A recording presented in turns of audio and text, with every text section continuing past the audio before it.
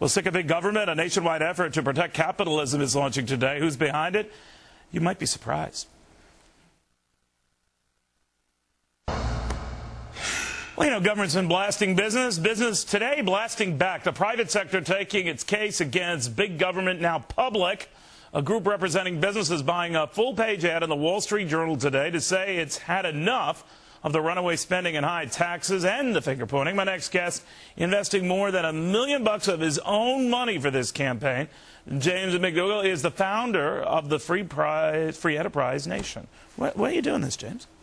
Hi. Well, we started looking into the cost of government, and we found out what the real cost was, and we decided we need to make that known to the rest of the American taxpayers who probably didn't know. All right. Now, you use some startling examples to say that they're hardly the ones to preach about, you know, money excess, right? Well, we found in a report released by the federal government itself that the average federal employee earns $119,000 a year in compensation and benefits, and the average private sector worker earns $59,000 a year. That's a difference of $60,000 a year.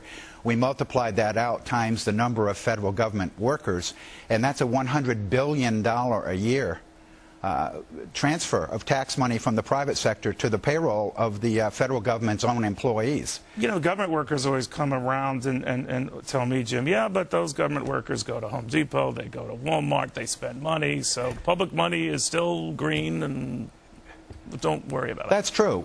Public workers, there's 20 million people that work in the public sector, the states, the counties, and public education. And they certainly pay taxes. But public sector workers are paid by taxes in the first place.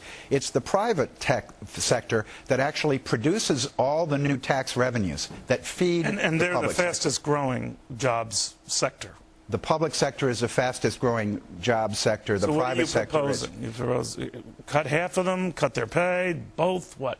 Well, I think the first thing we have to do is we have to educate the American worker in the private sector. There's 115 million of them working in 5 million companies that they are paying for pay and benefits and early retirement at a level they can never have for themselves. They don't know. Or that we can sustain. Or that we can sustain. Right. They don't know that there are public sector workers in California retiring at $400,000 or $500,000 a year. They don't know that there are school teachers in Illinois making $200,000 a year. All right, Jim, thank you very much. Very interested in the business fighting back hard.